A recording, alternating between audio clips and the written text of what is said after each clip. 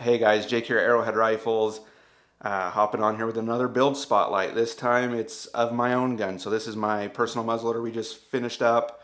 It's kind of been thrown on the back burner for like the last 8 months or so, which we just been super busy. I haven't really had a need for it, but we finally got it put together and shot. So here it is. I could not be happier with how it turned out. So yeah, let's just jump into it. The action is a Defiance Outcast action. If you're familiar with us, that's the action we're building most of our muzzies on these days.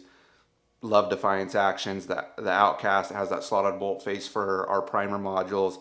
I mean, just fantastic as far as a muzzleloader action goes. Have a 26-inch carbon fiber barrel.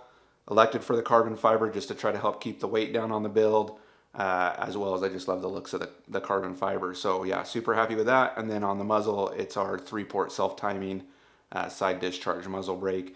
If you've shot one of our guns, you know that thing is incredible for its size, just how good it is at mitigating recoil, especially on the muzzies. So yeah, I love that thing.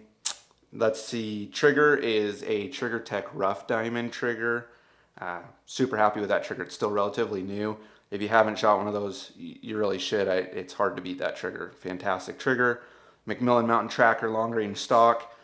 If you're familiar with us or been watching some of our more recent videos on like build spotlights, that kind of thing, or just paying attention to the builds we're doing, we are huge fans of the Mountain Tracker long range. We think Macmillan killed it with this, the ergonomics of the stock, and then just the features with the flush Picatinny rail and the Arca built in is just fantastic. I think it's really hard to beat this stock right now.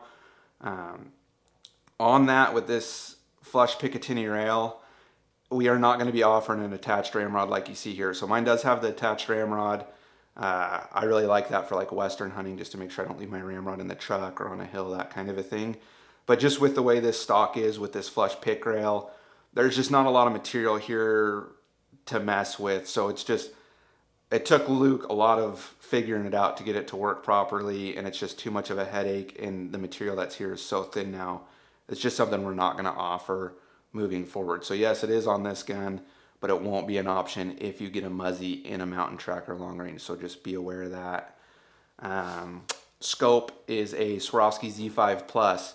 I'm a huge fan of this scope. I think for the price point, it's really hard to beat it. You get the locking turret. It's relatively lightweight. The zero stop is super easy to reset. If you want to throw a yardage ring on there, that could not be any easier. And then just, I mean, it's Swaro glass, right? The reticle options are good for what it is. It's relatively lightweight. I just think for the price point, it's really hard to beat it. So I knew that's the scope I wanted to throw on here. I decided to go with the 3-18 by 50 just to keep the overall size and weight down again, rather than like the 5-25 by 56. And really 18 power is more than enough for the distances I'm going to be shooting with this thing. So yeah, super happy there. It is in Hawkins ultralight tactical rings. We love our Hawkins rings, and really love the top half bubble level on the back there. It does have a 20 MOA Picatinny rail on it as well. Let's see, paint. Josh at BMC Customs did the paint. Per usual, he did a fantastic job. I'm a big fan of that camo, that desert camo paint that we offer on a lot of our guns, but wanted to do something a little bit different to help it stand out. So we decided to throw some orange spots on there and then inlay them with topo. I think there's one like right here, you can see it. But yeah, I think it turned out extremely good. We threw a little bit of orange on the action in that lightning cutout, and then as well the bolt release on this side is in orange, which I think is a nice touch. And then the barreled action is done in a smoked bronze, I believe is the color that he ended up going with.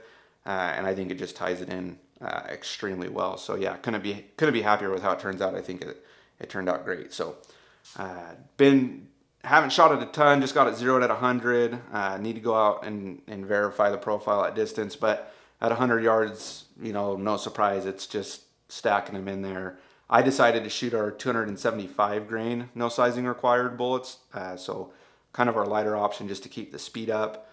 It's shooting those with Blackhorn 209, they're going 2630-ish. And then with smokeless, you're about 300 feet per second faster, so you're like 29, 30, give or take. So it's definitely throwing them down there. So super excited to get this thing out this season. Have some hunts we're going to use it on. So hopefully you guys see some trophy photos with it here in the near future. But yeah, if you're interested in a Muzzy like this, you can give us a call. We're obviously in the thick of it right now. It is hunting season. Some Muzzy hunts are over. There's still a lot to come.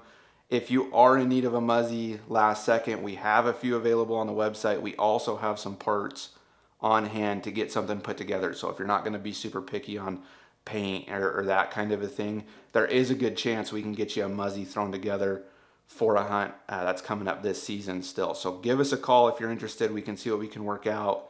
If you have questions about this build specifically, go ahead and leave them in the comments below, or like always, you can shoot us an email or give us a call.